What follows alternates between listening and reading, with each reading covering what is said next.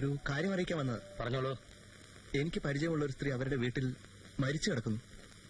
കൊന്നതോ അത് തന്നെത്താൻ ചത്തതോ? അതറിയില്ല. കണ്ടിട്ടെന്തോ അപകട മരണമാണെന്ന് തോന്നുന്നു. ഏത് വീട്ടിലാ? തത്തക്കുടി ലൈൻ എന്ന റോഡിന്റെ പേർ. മെയിൻ റോഡിൽ നിന്ന് ഇടത്തോട്ട് ഇരിയുമ്പോൾ ആദ്യത്തെ വീട്, വലിയ പറമ്പിന്റെ നടുവിൽ. ആരണി റഫിയാറരുത്. ചത്ത സ്ത്രീയുടെ പേരെന്താ? കുമുദം. നിങ്ങളുടെ ആരാ? ബന്ധമൊന്നുമില്ല, പരിചയമേ ഉള്ളൂ. നിങ്ങളുടെ പേര്? തോമസ്. വീട് എവിടാ? എറണാകുളത്താ. ഇവിടെയാണോ ജോലി? അല്ല, എറണാകുളത്ത് തന്നെ. എന്ത് ജോലി?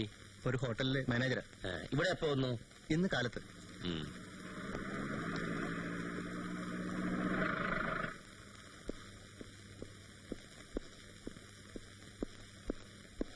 സാർ, ചില അപകടം റിപ്പോർട്ട് ചെയ്യാൻ വന്നതാ. എവിടെ? തത്തക്കുടി ലൈനിൽ. FIR തയ്യാറാക്കിയോ? തയ്യാറാക്കും സാർ. എത്ര മണിക്കാ താനാ വീട്ടിൽ ചെന്നത്? ഒരു 20 മിനിറ്റ് മുമ്പാ.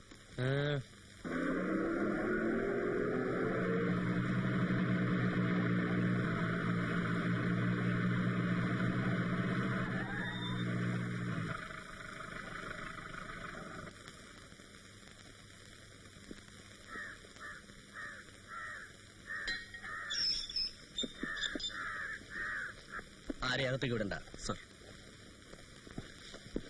വെയിറ്റ്.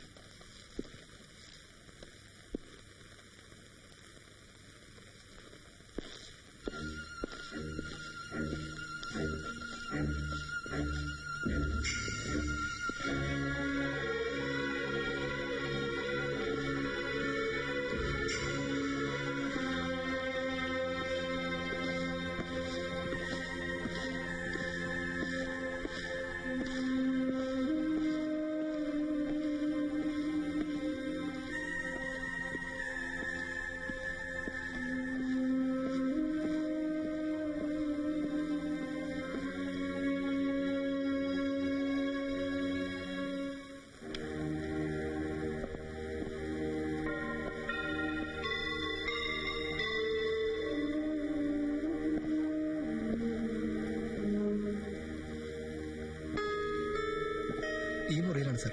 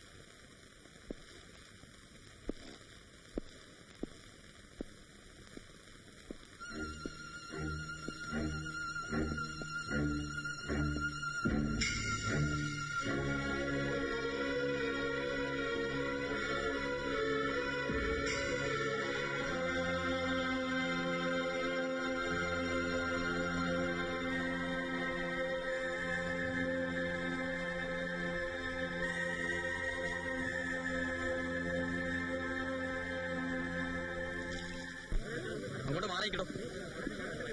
ഇവിടെ ചവിട്ടരുത് സാർ, അതിലേ അങ്ങോട്ട് പോക്കോ.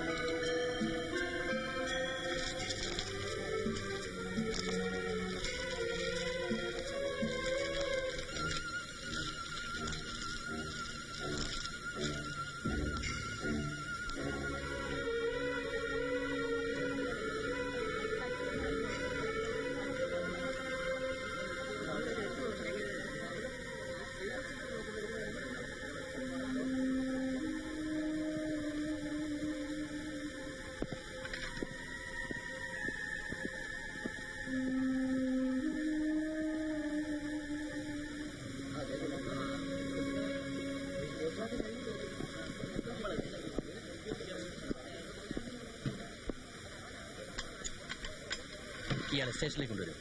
പിന്നെ ഈ ചുറ്റുപാടൊക്കെ അന്വേഷിക്കുക. Yes sir. വാ.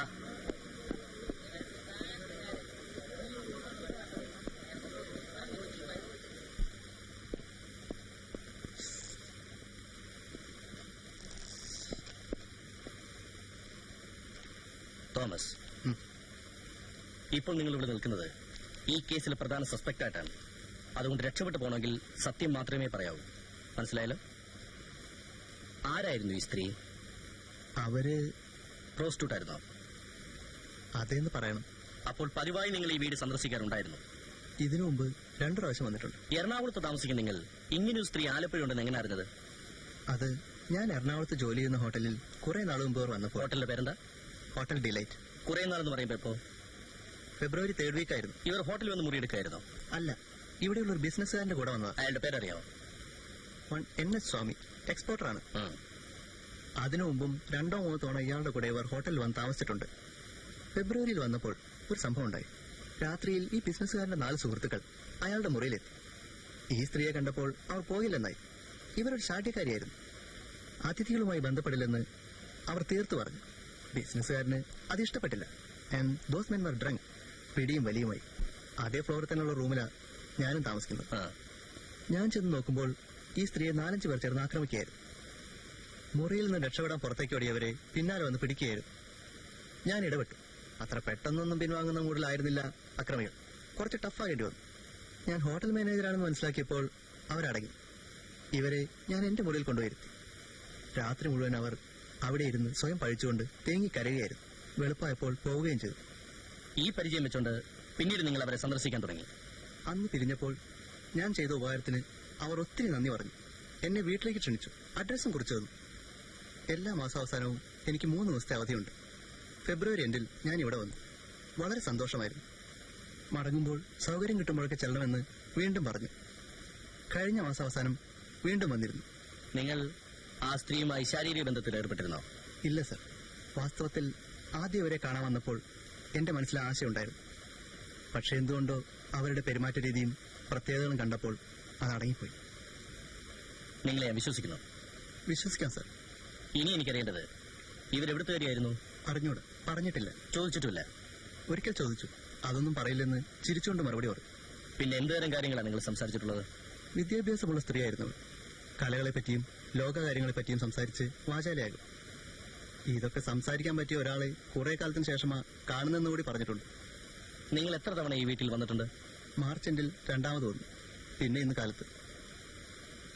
ഇവരുടെ മരണത്തിലേക്ക് വിരൽ ചൂണ്ടുന്ന എന്തെങ്കിലും അവരുടെ സംസാരത്തിലോ പ്രവൃത്തിയിലോ നിങ്ങൾക്ക് തോന്നിയിട്ടുണ്ടോ? ഒന്നുമില്ല. നിങ്ങൾ ആ വീട്ടിൽ ഉണ്ടായിരുന്ന സമയങ്ങളിൽ അവിടെ മറ്റാരെങ്കിലും ഉണ്ടായിരിക്കുകയോ സന്ദർശിക്കുകയോ ചെയ്തിട്ടുണ്ടോ?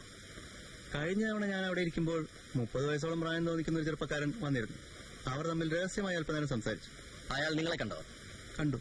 പോകും മുമ്പ് എന്റെ അടുത്ത് വന്ന് ചിരിച്ചുകൊണ്ട് സ്വയം പരിചയപ്പെടുത്തി. അയാളുടെ പേര്? മണി എന്നാണ് എന്റെ ഓർമ്മ. അവന്റെ പെരുമാറ്റം കണ്ടപ്പോൾ തൊഴിൽ ഞാൻ ഊഹിച്ചു. പിമ്പി. ഇവനെ അറിയാമോ? മണിയെ അറിയാം സാർ. പണ്ടേ ലിസ്റ്റിലുള്ളതാ. എന്താ കൊണ്ടുവരണം? Yes sir. കുറ്റക്കാരനെല്ലാം തെളിയിക്കപ്പെടുന്നത് വരെ നിങ്ങൾക്ക് പല ബുദ്ധിമുട്ടുകളുണ്ടാവും. ഉടനെ പോകാൻ പറ്റില്ല. You have to wait.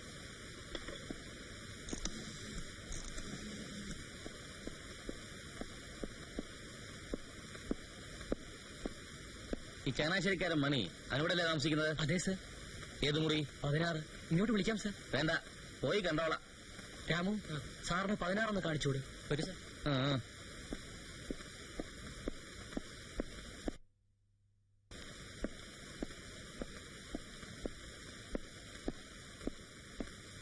ഇതാണ് സാർ റൂം. അവനില്ലല്ലോ. എന്നാ കുളിക്കായിരിക്കും സാർ. ബാത്റൂം പുറത്താ. എവിടെ?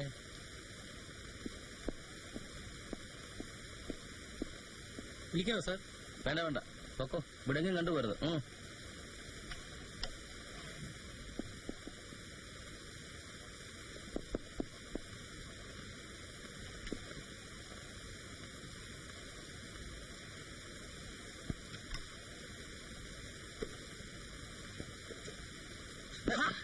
തുണി വെച്ച് കാണിക്കുന്നു, എടുത്ത് കൊടുക്കണ. എന്തിനാ സാർ ഇങ്ങോട്ട് വന്നത്? ഞാൻ അങ്ങോട്ട് പതിവ് എത്തിച്ചേക്കായിരുന്നല്ലോ. നാളെയല്ലേ 30-ാം തീയതി. അതോ ഇന്ന് വേണോ?